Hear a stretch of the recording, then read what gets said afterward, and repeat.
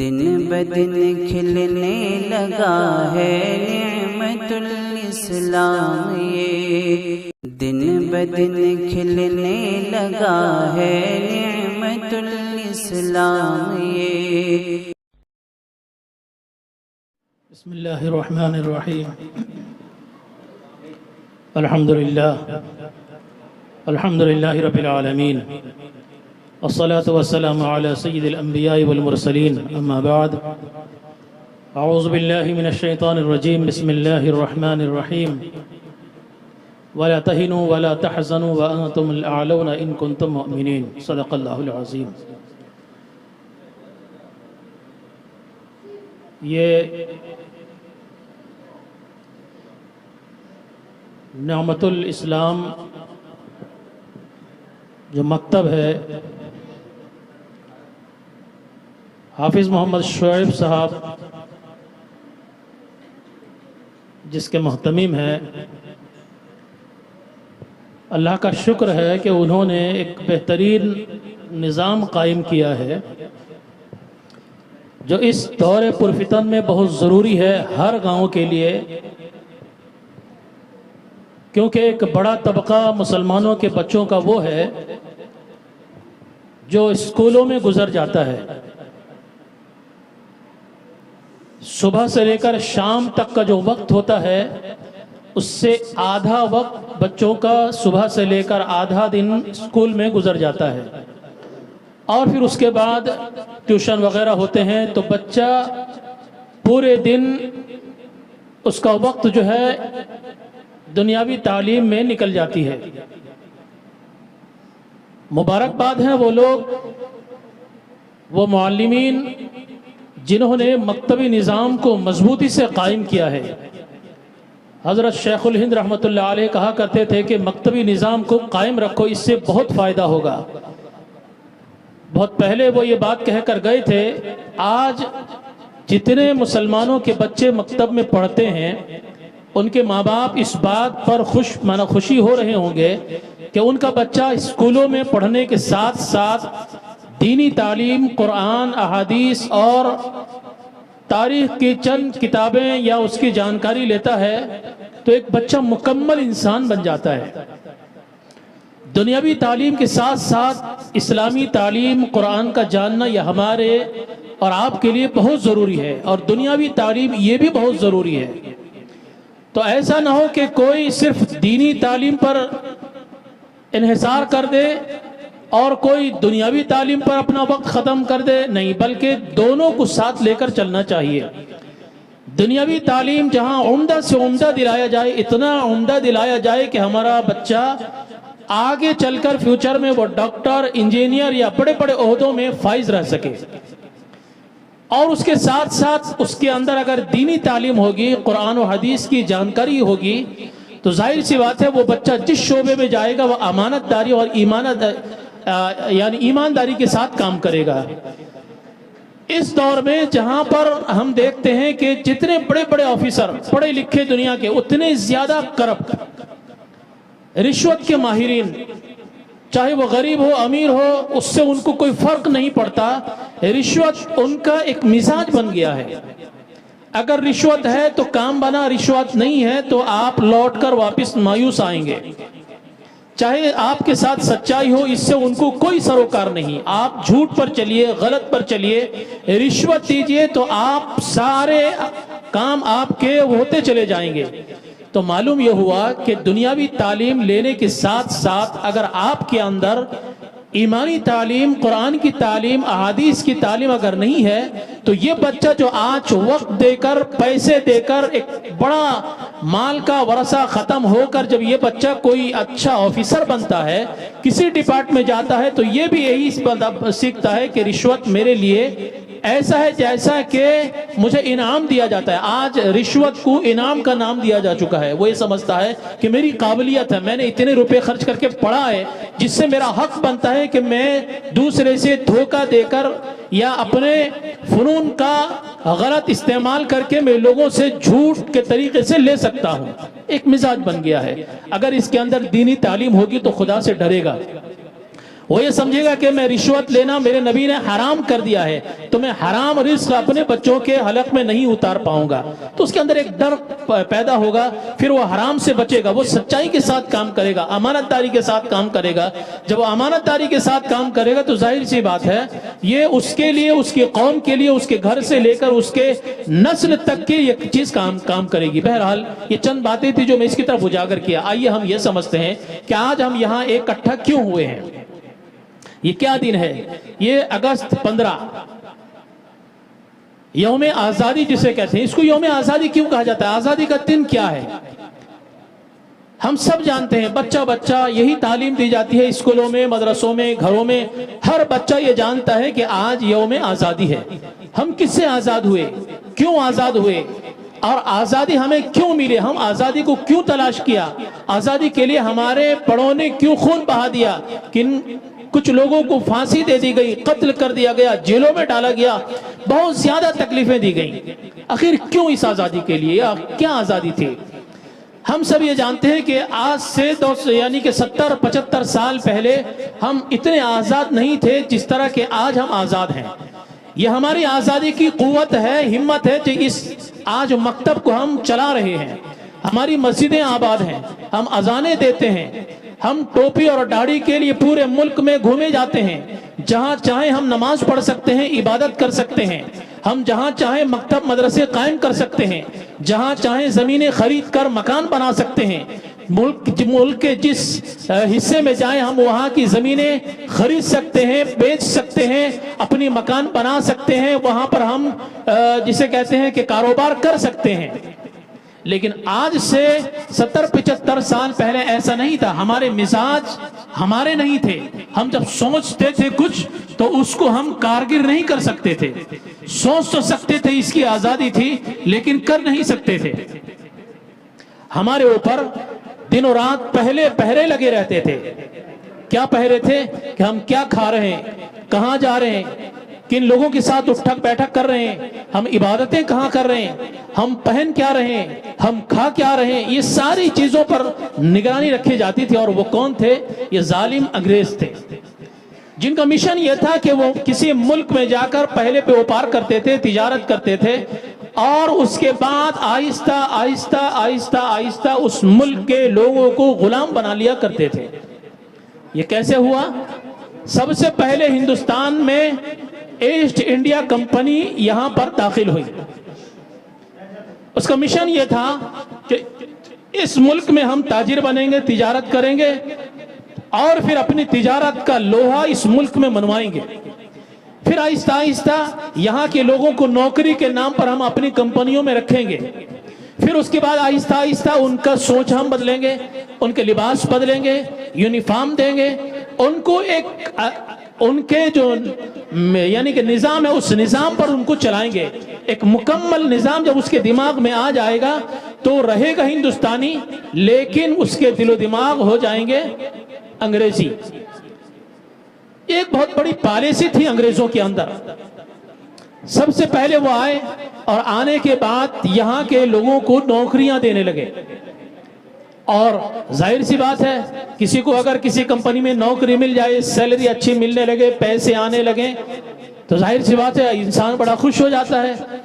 لیکن اس کے اندر جو ان کی پالیسی تھی کہ یہاں کے جو مسلمان ہیں یا ہندوستانی ہیں، جو بھی یہاں رہے گا اس کا ایک پہننا الگ ہوگا۔ جیسے یہ لعنت آج بھی ہمارے ملک میں آزاد ہونے کے بعد بھی ہے، یونیفارم سارے جگہوں پر، جس جگہ پر آپ جائیے وہاں کا ایک یونیفارم بنا دیا گیا ہے۔ بہرحال اس کی طرف میں جانا نہیں چاہتا۔ تو یہ لعنت جو ہے انگریزوں سے شروع ہوئی کہ یہ تو دکھے گا ہندوستانی، لیکن اس کے دل و دماغ، اس کے لباس، یہ ساری بن جائیں گے انگریز کے۔ اور پھر انگریزوں نے شرابیں عام کر دی، آہستہ آہستہ لوگوں کو پلانا سکھایا، کیونکہ جب یہ شراب کے عادی ہو جائیں گے تو کرپٹ یا ظلم اور گناہ ان سے زیادہ ہونے لگیں گے، اور جب ظلم ان سے زیادہ، گناہ زیادہ ہونے لگیں گے تو ان کی غلطیاں جب ان کو پکڑی جائیں گی تو یہ ان کے غلام بن جائیں گے۔ یہ بہت ساری ایسی باتیں ہیں جنہیں ہم دور تک جانتے ہیں۔ بہرحال تو اس طرح سے وہ کمپنی یہاں پر بنی، اور اس کے بعد آہستہ آہستہ آہستہ آہستہ ان کے پھر دوسرے لوگ آتے گئے. اس کے بعد اس ملک میں کیا بعد میں ان لوگوں نے پورے ملک کے لوگوں کو غلام بنا لیا. انہوں نے قانون یہ کیا کہ پورے ملک کے اندر ہمارے کپڑے پہنے جائیں گے، جو وہ کپڑے لائیں گے اسی کو پہنا جائے گا. اور پھر ایک تعلیمی نظام کو قائم کیا گیا، اور پھر انہوں نے ایک نظام بنایا کہ اسی نظام کے ساتھ اس ملک میں ہر انسان چلے گا. ظاہر سی بات ہے اس ملک کے اندر کچھ ایسے غیرت مند لوگ تھے جو مسلمان بھی تھے، ہندو بھی تھے، سب تھے جن کے اندر غیرت جاگی، اور جو یہ سوچنے پر مجبور ہو گئے کہ اگر یہ حالت رہی تو ملک ہندوستان صرف نام کا ہندوستان رہ جائے گا، اصل میں یہ انگلینڈ ہو جائے گا، یہ انگلستان ہو جائے گا. تو بہرحال ایمانی قوت جاگی. ہمارے اسلاف نے شاہ ولی اللہ محدث دہلوی رحمۃ اللہ علیہ ہوں، یا پھر شاہ عبد القادر ہوں، یا پھر شاہ عبد العزیز ہوں، انہوں نے مسلمانوں کو ایمان کو اجاگر کیا. انہوں نے سوچا کہ جب مسلمانوں کو اس سے نہیں روکا گیا، اس کی حقیقت کو معلوم نہیں کی گئی، تو آہستہ آہستہ ہمارا ملک کھوکھلا ہو جائے گا. پھر اس کے بعد گاندھی جی نے انہوں نے بھی محسوس کیا کہ یہ جو ہو رہا ہے اس ملک کے اندر یہ بہت غلط ہو رہا ہے. حالانکہ گاندھی جی بہت پڑھے لکھے تھے، ہم سب ان کی ہسٹری جانتے ہیں کہ وہ کتنے پڑھے لکھے تھے، باہر ملک سے پڑھے ہوئے تھے. باوجود اس کے انہوں نے ایسی طبیعت بنائی کہ انگریزوں کو اپنی طبیعت سے ہرایا. انہوں نے ان کوٹ پینٹ اور پتلون کو چھوڑ کر ہندوستانی لباس پہننے پر مجبور ہوئے اور پہنا. ساری زندگی انہوں نے اسی کپڑے کو پہنا اور لوگوں سے یہ کہا کہ ان کے کپڑے پہننا چھوڑ دو. تو بہرحال یہ بہت سارے مجاہدے ہوئے، اور علماء کرام جب بالکل حرکت میں آ گئے اور پورے ہندوستان کے اندر انقلاب برپا پیدا کر دیا، تو سب سے پہلے انگریز نے مسلمانوں کے علماؤں کو قید میں ڈال دیا.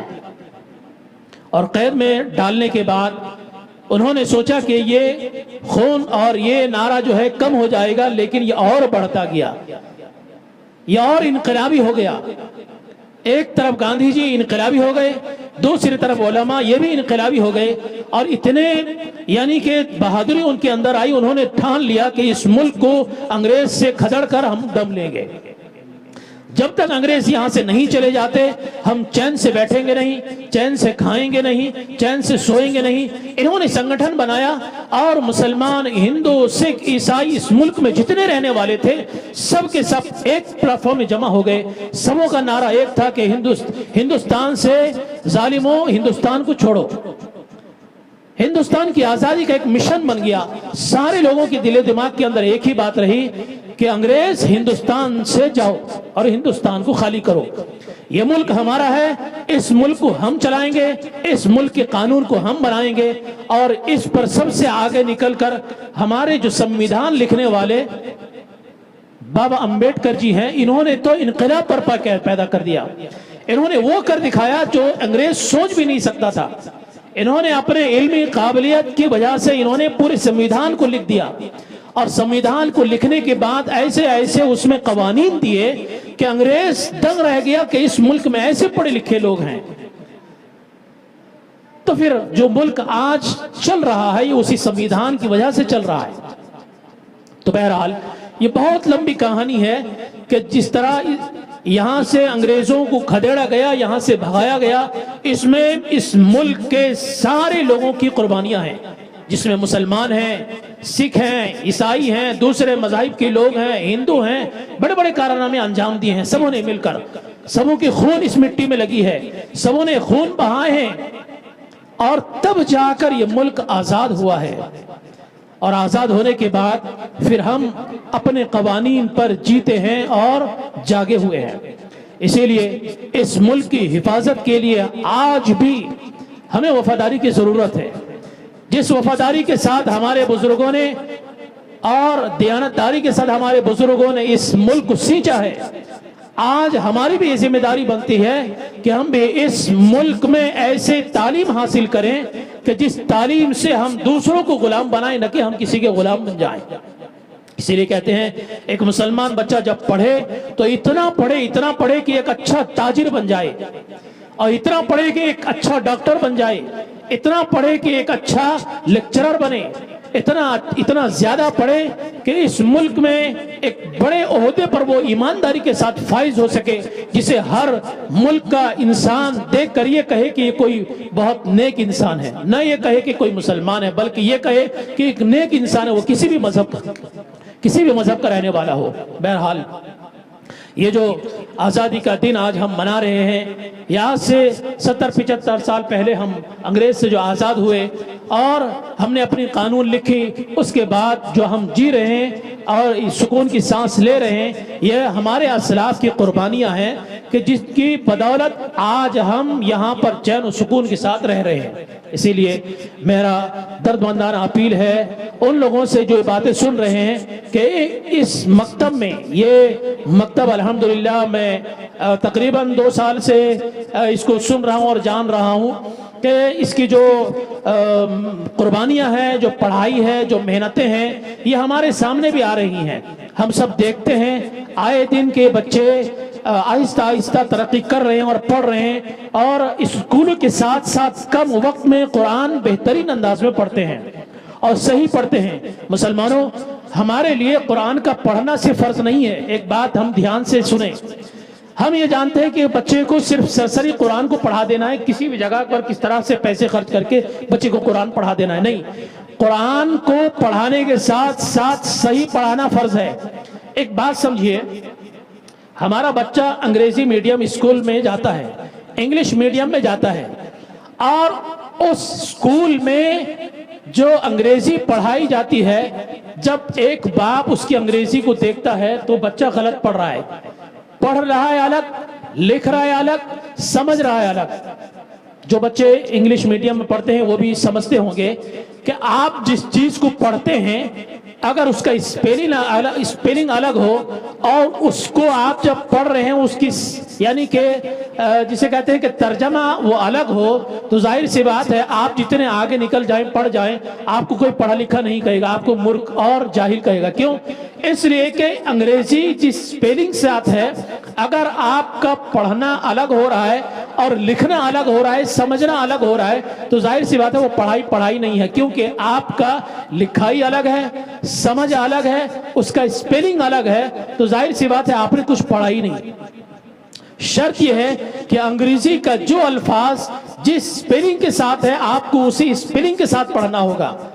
اگر آپ نے کسی ایسے انسان سے پڑھا کہ جو لکھنے میں الگ ہے، اس کی سمجھداری الگ ہے، اس کا ترجمہ الگ ہے، میننگ الگ ہے، تو ظاہر سی بات ہے آپ جتنے آگے نکل جائیں آپ ایگزام میں پھر ہو جائیں گے، کیونکہ آپ جب لکھیں گے تو وہ اسپیلنگ نہیں ہے جس کو آپ پڑھ کر آئیں گے، غلط ہو جائے گا، اس کا میننگ بدل جائے گا، اور میننگ کے بدل جانے سے انگریزی یہ سمجھنا بھی الگ ہو جائے گا، بولنا بھی الگ ہو جائے گا، چاہے لکھنا کچھ ہو۔